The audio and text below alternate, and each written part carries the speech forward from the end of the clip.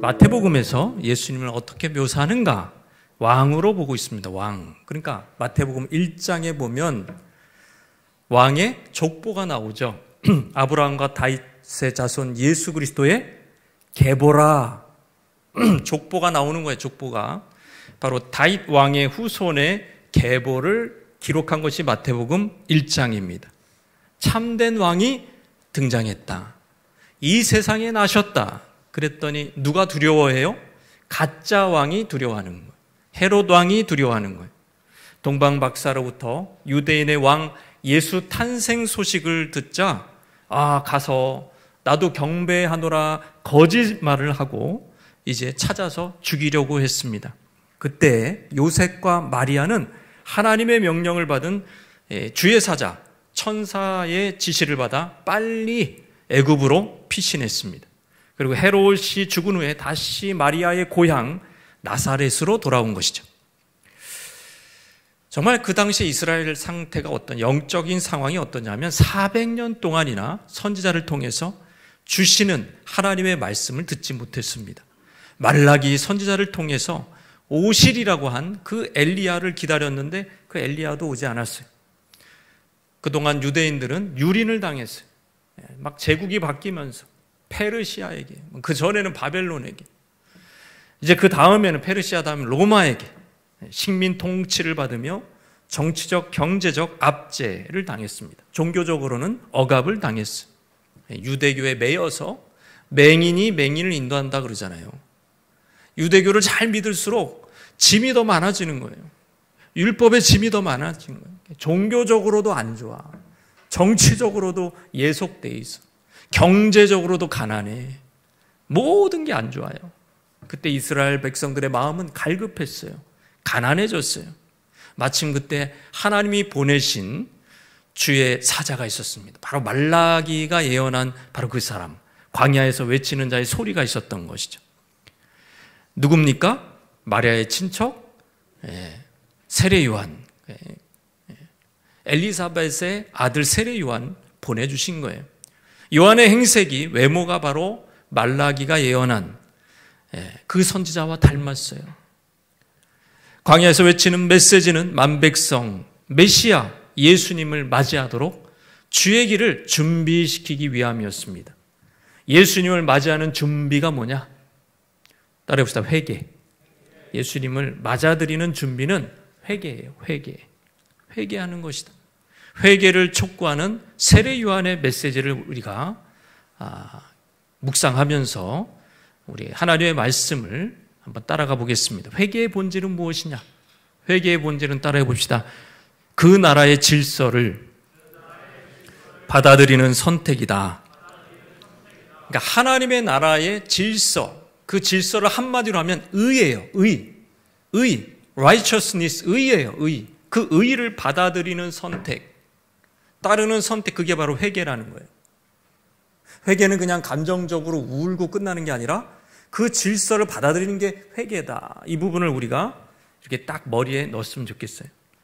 1, 2절 말씀 같이 읽겠습니다. 3장입니다. 시작. 그때에 세례 요한이 이르러 유대 광야에서 전파하여 말하되 회개하라, 천국이 가까이 왔느니라 그랬어요. 원문장 그대로 읽으면 말씀하시되 회개하라. 왜냐하면 가르가 들어가요. 왜냐하면 그 헬라어 가르가 들어가요. 그래서 하나님의 나라가 가까이 왔기 때문이다. 회개 왜 해야 되느냐? 제가 이전에도 한번 설명한 적이 있어요. 회개 왜 해야 되죠? 하나님의 나라가 가까이 왔기 때문에 회개해야 된다 이 말이에요. 여기서 이 가까이 왔다라는 것은 어떤 의미일까요? 아주 가까이 왔다. 거의 도착했다. 그거보다 더 가까운 거예요. 거의 도착했다보다 더 가까워. 그냥 여기 와 있다라는 표현입니다. 사실은. 하나님의 나라가 여기 이스라엘 기준으로 이란 땅에 도착한 게 아니에요. 사우디에 도착한 게 아니에요. 제일 가까운 데가 어디죠? 시리아에 도착한 게 아니에요. 이스라엘 땅에 도착했다는 얘기예요. 그게 바로 가까이 왔다라는 표현입니다. 세례 요한이 천국이 도착했다고 왜 그렇게 얘기하고 있습니까? 예수님이 이 땅에 오셨기 때문에. 예수님, 메시아는 바로 하나님 나라를 가져오는 장본인이에요. 그러니까 왕이 오면은 그 나라가 같이 오는 거예요. 왕이 제일 먼저 오는 거예요.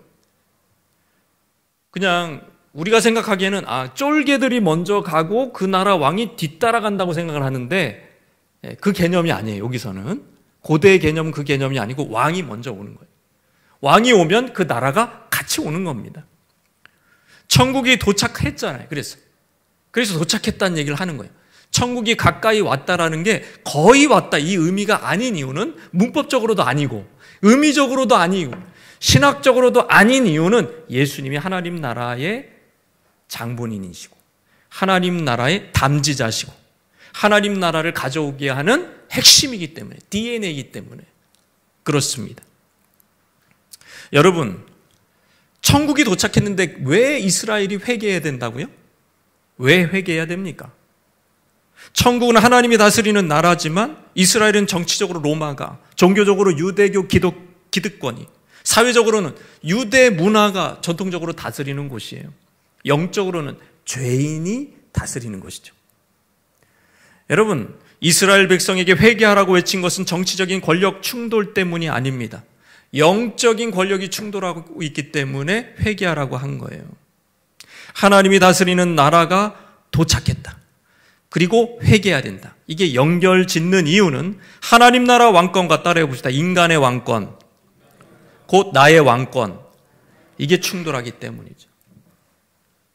그러니까 이스라엘 백성들도 로마법에 예속돼 있고 유대 전통에 예속돼 있고 유대교에 예속돼 있지만 그래도 자기 집에 가서는 자기 왕이에요. 자기 마음대로 하는 거예요. 죄 짓고 싶으면 자기가 죄 지을 수 있는 거예요. 그러니까 영적인 영역에서는 자기가 왕인 거예요. 여러분, 타락한 인간은 자기가 왕됨을 선포한 겁니다. 아니, 왜 선악을 알게 하는 실과 하나 따먹었다고 왜 그렇게 하나님이 모질게 하시지? 그게 아니고 내가 왕이다. 하나님 필요 없다. 나도 왕이다. 라고 선포한 사건입니다. 그게. 선악과를 먹은 거는 너만 왕이냐? 하나님만 왕이냐? 나도 왕이다. 나도 내 마음대로 살겠다. 라고 아주 선언한 사건이기 때문에 여러분, 이게 굉장히 중요한 일이에요. 결국 죄인들은 천국의 왕권을 가지고 오신 예수님을 거역하든지 맞서든지 둘 중에 하나 해야 되는 거예요. 중간은 없어요. 회색지대는 없어요. 예수님의 통치에 맞서든지 거기에 복종하든지 둘 중에 하나 해야 되는 거예요. 회개하기를 거부한다면 우리는 역사상 가장 위대한 나라와 싸우기로 결정한 것입니다. 그러니까 회개하지 않는 인생의 삶은 되게 힘들어요, 여러분. 그러니까 회개를 해볼까? 조금 있다가 할까? 이게 이제 여러분이 얼마나 우리가 만약에 마귀의 꾀임에 속아서 그런 식으로 생각한다 그러면 그거는 굉장한 오판이에요. 왜냐하면 역사상 가장 위대한 나라와 내가 싸우려고 하는 거기 때문에. 싸우려고 하는 거예요.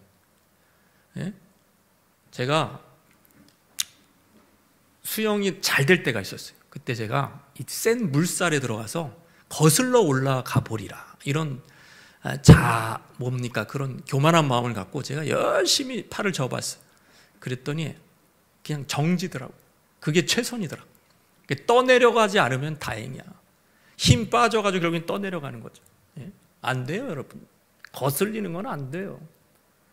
여러분, 그 강력한 물살 정도가 아니라 하나님 나라를 거슬린다는 것 자체가 이거는 해서는 안 되는 일이에요. 해서는 안 되는.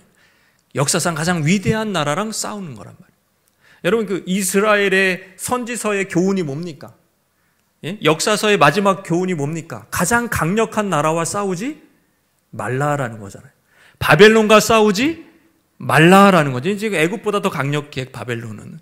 강력한 나라랑 싸웠다가는 끝장난다. 이런 교훈이잖아요.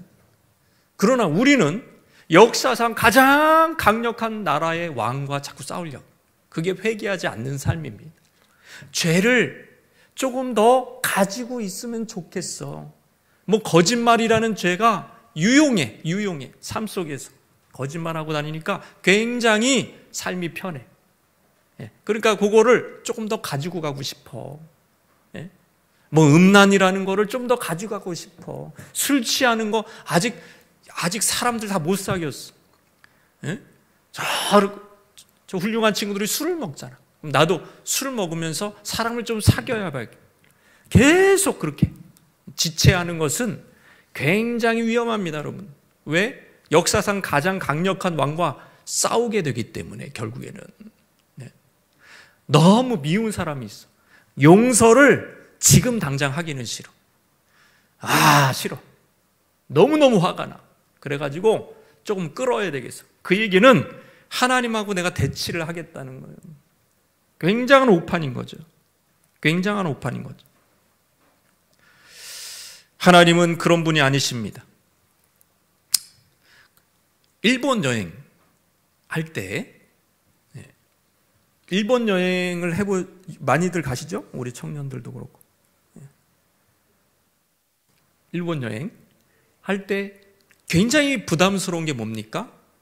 그래서 도전을 하고 싶지만 대부분 못하는 게 뭡니까? 운전 잘 못하죠. 일본 여행을 간 한국인들은 운전하기가 부담스럽다. 아마 교통체계가 제주도 같았다면 분명히 렌트해서 자유여행했을 겁니다. 그러나 여러분도 아시다시피 운전석도 이게 지금 좌우가 바뀌어 있어요. 좌측으로 진행해야 하는 것이 여간 부담이 아닐 수 없습니다. 현지에 부임한 담임 목사님 계셨어요. 그래서 그분 차 얻어 타면서 이제 이렇게 가는데 이거 운전하기는 되게 힘들었다는 거예요.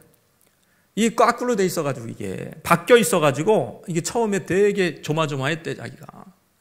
근데 이제 뭐 거기서 교회에 또 부임해 가셨기 때문에 어쩔 수 없이 한 거예요. 그래서 좀 몇 개월 하니까 좀 익숙하다. 이런 얘기를 들은 적이 있습니다. 쉽지 않은 거예요.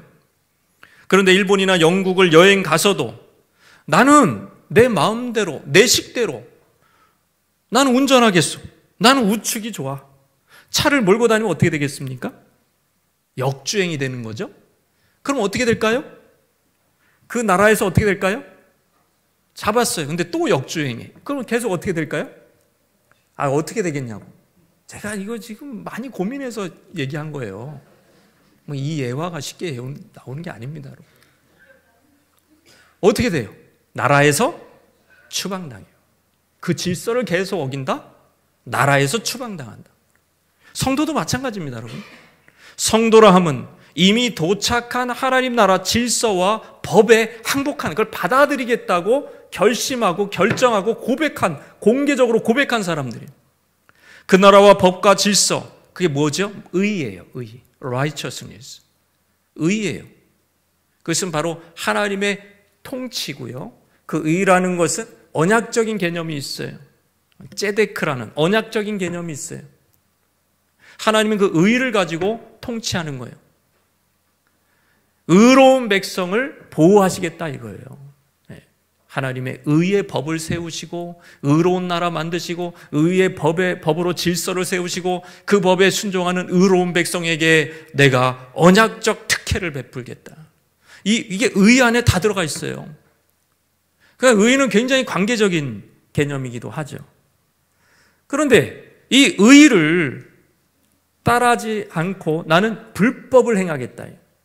나는 주의 이름을 부르는 건 좋지만 불법을 행했다. 그럼 예수님 모른다 그러잖아요. 자, 보세요. 어느 날 천국문 앞에 섰어요. 당신은 거기서 이렇게 얘기하는 거예요. 문지기가. 당신은 원래부터 우리 백성이 아니었소. 천국문에 들어오지 마시고 나가시오. 라고 말하지 않게. 추방당한다. 나는 그 백성인 줄 알았는데 의를 따라가지 않았어요. 불의를 따라갔단 말이에요. 불의를 계속 따라갔어. 나는 그냥 계속 좌측 통행한 거야, 그냥. 맨날 역주행한 거야. 결국에는 추방이라. 그것은 행위구원론을 얘기하는 게 아니라 원리적으로 그렇다. 그 나라를 우리가 받아들이기로 했으면 그 나라의 법도, 그 나라의 의, 그게 의예요. 의를 따라야 되는 거예요. 할렐루야. 그냥 나는 싫은데 그러면은 그 나라 백성이 원래는 아닌 거예요. 그냥 이렇게 가라지처럼 이렇게 똑같아. 곡식이랑 똑같아. 그래서 같이 가라지도 있고 곡식도 있다 그랬잖아요. 알곡도 있고. 여러분 이게 교회의 모습이라 그랬잖아요. 그렇죠? 알곡도 있고 가라지도 있어요. 그래서 모양이 똑같아. 내용은 다르지만 겉모양은 똑같아. 그래서 같이 교인하고 같이 신앙생활하고 같이 목장하고 다 했는데 나는 한 번도 제대로 하나님의 의에 수긍한 적이 없어요. 난 내 마음대로 살고 싶고 난 불의를 따르고 싶어 하는데 그냥 교회 문화가 그래가지고 난 따라간 거야. 그럼 나중에 어떻게 될까요? 속까진단 말이야. 키즈를 해가지고 이렇게 칙칙칙 해가지고 예수님이 이 타작마당을 깨끗하게 하사 정하게 하사 키즈를 해가지고 속가버린단 말이야. 그럼 그 사람만 떨어지는 거야. 바람에 알맹이가 없으니까 그냥 여기서 뚝 떨어져서 천국으로 가야 되는데 무게가 없으니까 날아가 버리는 거예요. 겨처럼. 여러분 왜 그런 일이 생깁니까? 그 나라를 안 따른 거예요. 그 나라의 질서인 의의를 좋아하지 않은 거예요. 그래서 불의를 좋아하고 불의를 생각하고 불의를 내 것으로 만들고 불의가 내 집안에 들어오게 만들고 내 삶에 들어오게 만들고 여러분 이런 것이 그냥 위험한 정도가 아니라 무시무시한 거라 이거예요. 영원히 멸망을 피할 수 있는 마지막 기회가 뭐라고요? 따라해보세요. 회개다. 회개입니다. 그래서 회개가 중요하다. 굉장히 중요한 겁니다. 그러니까 내가 잘 몰라서 또는 연약해서 실수하는 수는 있어요. 그러나 우리는 크리스찬이라는 것은 본질적으로 하나님 나라의 의에 동의하셔야 되고 나는 그것을 따르고 싶어서 죽겠는 안달난 사람 돼야 됩니다. 내가 수준이 모자라서 간혹 불의할 때도 있지만 기본적인 기조는 하나님 나라의 의에 대해서 아멘! 난 그 의가 너무 좋아요. 그 의대로 살고 싶어요. 나는 하나님 나라의 질서대로 살고 싶어요. 이게 있어야 된다. 우리 속에. 그게 구원받은 백성의 그 열망이요. 그것이 자연스러운 본성인 줄 믿으시기를 바랍니다. 우리 옆에 분에게 서로 인사하시고 또 잠깨라고 또 이렇게 좀 치시고 자 시작. 축복합니다. 하나님 나라의 의의를 받으십시오. 의의를 얻으십시오. 하나님 나라의 의의를 얻으십시오. 회개의 본질은 무엇입니까? 두 번째 따라 하시겠습니다. 구체적인 죄를 고백하는 것. 구체적인 죄를 고백하는 게 회개의 본질이라 이거예요. 5절 6절 말씀입니다. 시작.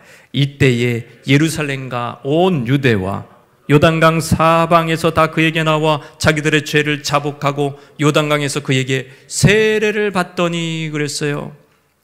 광야에서 외치는 자의 소리는 회개의 메시지였습니다. 회개의 복음을 듣고자 사람들이 여기저기서 몰렸어요. 그러니까 이 광야가 예루살렘에서 가깝다 그래요. 근데 예루살렘에서 오는 게 아니야. 온 유대 요단강 사방에서 다 왔다 그랬어요.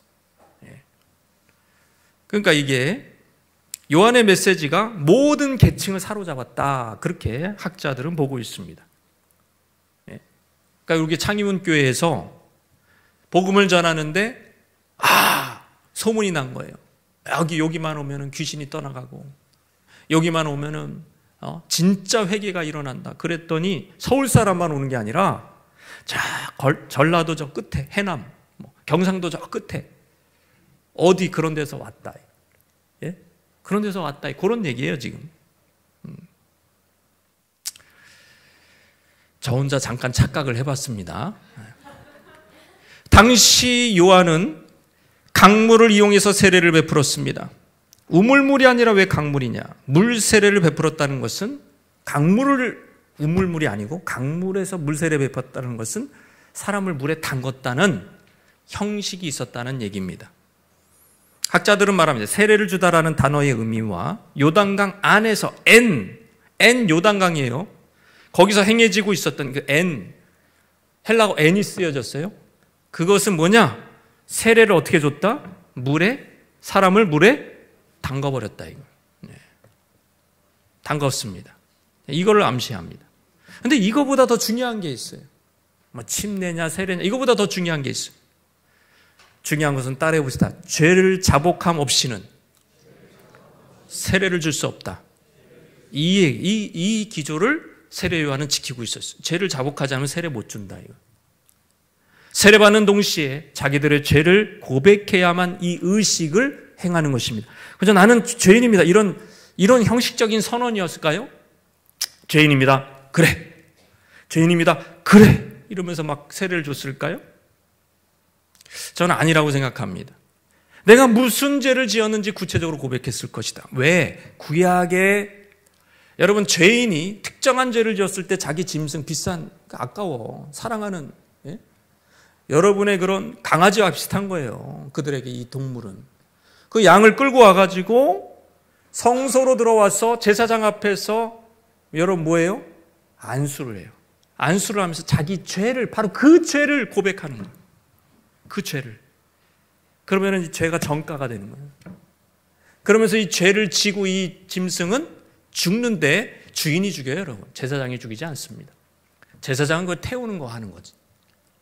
여러분 이런 정말 그리고 각을 떠요. 이렇게 살점을 발라내는데 그거 제사장 하지 않아요. 죄인인 주인이 하는 거예요. 죄인인 주인이 그걸 다 한다고. 왜 그렇게 할까요, 여러분? 예? 하나님 왜 그 제사장 보고 하라고 하지 않고 그 주인 보고 하라고 그럴 거예요? 죄인 보고. 예? 그 죄가 너의 사랑하는 가족과 같은 양을 얼마나 이렇게 비참하게 하는지 좀 깨달으라고. 그렇게 한 거예요, 하나님은. 그럴 거라고 많은 설교자들이 그렇게 얘기해. 처음 들으셨습니까? 오래전부터 그렇게 얘기했어요. 그래서 각을 뜨는 거예요. 내 죄가 얼마나 큰지 그걸 깨달으라고. 여러분 인생의 가장 큰 복 중에 하나가 뭐냐면 그 죄가 얼마나 큰지 깨닫는 복입니다. 아멘. 그 죄를 그러니까 인생에 있어서 가장 지금 내가 오판하는 게 뭐냐면 죄를 심상히 여기는 거예요. 죄를 가볍게 여기는 거예요. 가볍게 여기는 거예요. 괜찮아. 그거는 아무개도 해. 그런 죄는 그런 죄 없는 사람이 어디 있어? 이러면서 계속 죄를 심상히 여기는 것이 가장 비참한 영적인 지경이 떨어지는 겁니다. 그러면 이 세상에서 가장 복받는 사람이 뭐냐면 뭐 그냥 은혜 받는 사람 이게 아니에요, 여러분. 거기서부터 시작이 안 돼요. 왜 은혜 받습니까? 죄를 가장 무겁게 여기고 죄를 가장 비참하게 여기는 그 사람이 은혜 받는 거예요, 여러분. 할렐루야. 여러분 믿으십니까? 죄를 가장 비참하게 여기는 그 사람이 은혜 받는 거예요. 그냥 죄는 그냥 뭐 죄는 늘 있어. 인류와 함께. 이런 사람한테 은혜가 안 와요. 다 내 친구들 다 죄 지었어. 내가 제일 덜해. 내 죄의 무게가 제일 새털처럼 가벼워. 이런 사람에게 은혜가 올까요? 아니 새털처럼 가벼운 그런 죄라고 비교를 해서 생각해도 하나님 앞에 생각해야지. 하나님 앞에 생각하면은 굉장히 큰 죄가 됩니다. 그 죄가. 그래서 이 죄가 얼마나 큰가. 그러면서 그 가난한 심령으로 와가지고 그 세례 요한 앞에서 그 죄를 고백하는 거예요. 예? 그게 바로 물세례입니다. 그러면서 세례를 받는 거예요. 그런데 이 카톨릭은 굉장히 이 부분을 확대 해석해가지고요. 아예 사제한테 아주 그냥 비밀 고해성사를 요 구절 가지고 이렇게 나왔어요. 그래가지고 비밀 고해성사를 이렇게 늘 해요. 칼빈은 이거를 틀렸다고 얘기합니다. 잘못됐다. 왜냐하면 지금 이렇게 입문하기 전에, 그죠? 이게 원래 세례가 유대교에 입문하기 전에 목욕이 세례 지금 배경이 되거든요. 유대교 입문할 때 목욕하거든요. 그게 이제 배경이 되는데 지금 이제 요한이 세례를 주는 것은 자, 하나님 나라의 의의 백성 되는데 이게 딱 한 번 딱 들어갈 때 제대로 얘기하는 거예요. 그리고 그 다음에는 쭉 그렇게 사는 거예요. 믿음으로 사는 거예요. 거룩하게 사는 거란 말이에요. 그러니까 이렇게 매일 그렇게 사제한테 가서 고해성사하는 거 그거는 세례 요한의 의도랑 다르다. 그렇게 칼빈은 적었습니다. 실제로. 그러면 여러분 사도 베드로도 마찬가지죠. 설교를 하고 나니까 청중들의 마음에 찔려요. 서로 우리가 어찌할꼬 우리 예수님에 대해서 우리가 이런 식으로 대했는데 우리가 어찌할꼬 마음이 찔린다. 말씀의 빛이 들어오면 여러분 그 칼이 돼요. 말씀이 찔림이 돼요. 그게 복이라는 거예요. 그래서 회개가 일어나는 게 복이란 말이에요. 그때부터 구체적인 죄를 고백하기 시작합니다. 구체적인 죄. 요한일서 1장 9절 말씀입니다. 시작. 만일 우리가 우리 죄를 자백하면 그는 의로우사 우리 죄를 사하시며 우리를 모든 불의에서, 그러니까 모든 불의, 이런 얘기는 죄의 목록이 있다는 얘기예요. 그러니까 구체적으로 고백했다는 얘기지. 여러분이 정말로 놓치면 안 되는 그런 사람이 있어요. 놓쳐서는 안 되는 사람. 평생의 반려자가 될 수 있는 사람. 사랑하는 연인이고, 저 여인은 또는 저 사람은 요셉과 같이, 저 여인은 마리아와 같이 하나님이 보낸 천사와 같은 사람이야. 놓치면 큰일 나. 근데 지금 깨질 위기에 생겼어요. 왜냐하면 자기가 잘못을 했어. 명백하게 잘못을 했어. 그래가지고 이거를 봉합하지 않으면은 여기서 관계가 끝나게 생겼어. 하나님이 주신 천사와 같은 사람인데. 자, 그럴 때 여러분 어떻게 하겠어요? 여러분 이렇게 만나서 이렇게 해야겠어요? 내가 바보야. 그냥 내가 잘못한 거야. 됐지? 이러면은 기분이 좋겠어요? 아니, 구체적인 잘못이 있는데, 그냥 내가 바보야. 내가 잘못했어. 됐지? 이러면은 그 연인이 그래 됐다. 할렐루야다 그냥. 그러겠어요? 토라져서 그냥 역시나 내가 기대를 한 내가 바보지. 그러면서 영영 빠이빠이 하겠어요? 구체적이지 않은 회개는 여러분 감동이 없는 거예요. 여러분 인격적이에요. 성령도. 그러니까 성령도 구체적인 걸 원해요. 회피하지 마세요. 우리는 계속해서 회피하잖아요. 정확하게 인지하고 정확하게 하나님 앞에서 그거를 씨름을 하세요. 그러면요 눈물이 나와요. 이 속에서부터 영혼의 변화가 일어나요. 거기서 성령의 역사가 일어나요.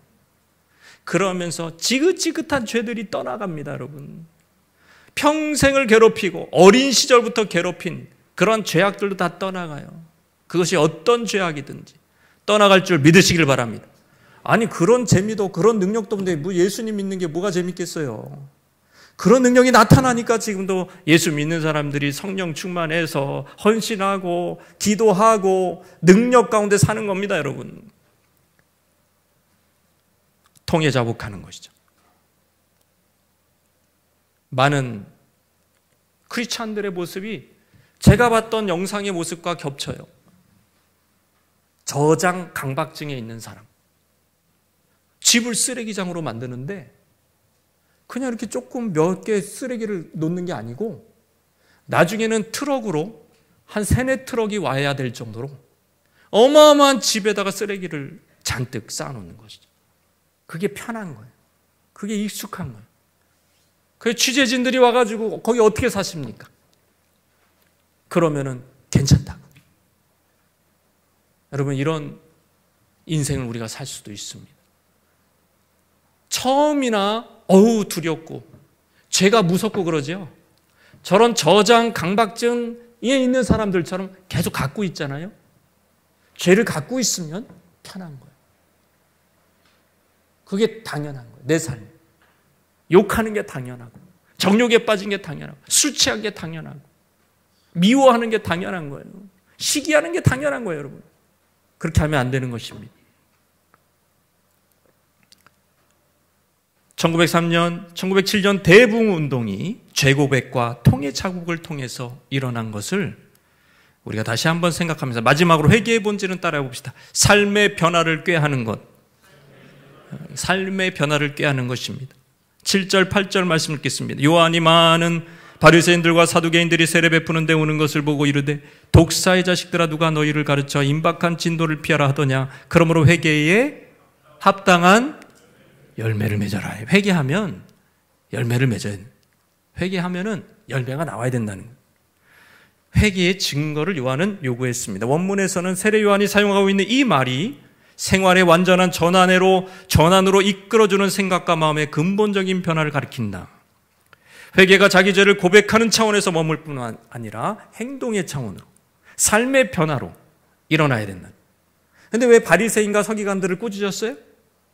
그들은 죄는 고백했지만 삶의 변화는 없었다. 왜 고백했는지 몰라.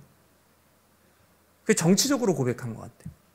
백성들이 이 세례 요한을 하나님의 선지자 엘리야로 여겼기 때문에 그한테 가는 게 이제 성지를 한번 갔다 오는 거랑 마찬가지이기 때문에 그거 갔다 와야 돼, 이 사람들이. 그래서 한 것 같아. 잠깐 위기를 모면하려고. 우리도 거룩한 사람이야. 너희들이 거룩한 사람으로 아는 세례 요한한테 우리도 세례를 받았다. 이거 하기 위해서 갔다 온 것 같아.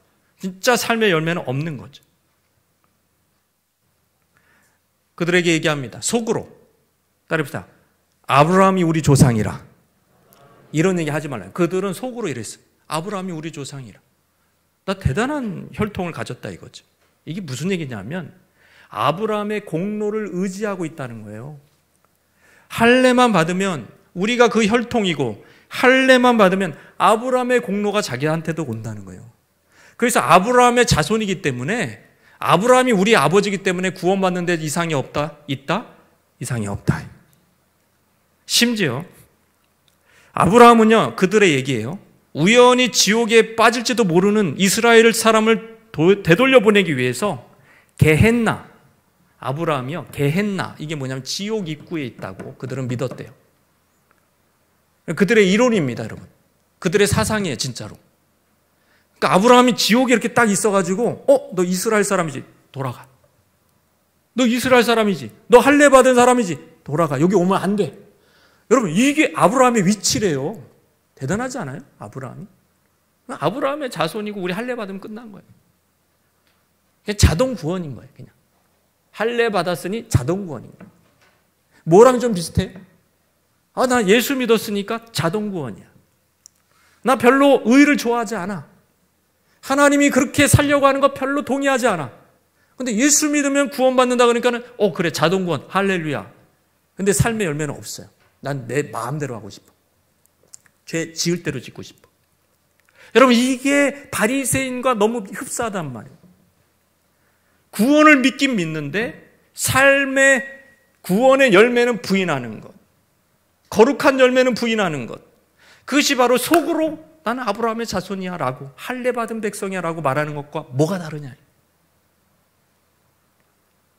속으로 아브라함이 9절 우리 조상이라고 생각하지 말라. 내가 너희에게 이르노니 하나님이 능히 이 돌들로도 아브라함의 자손이 되게 하시리라.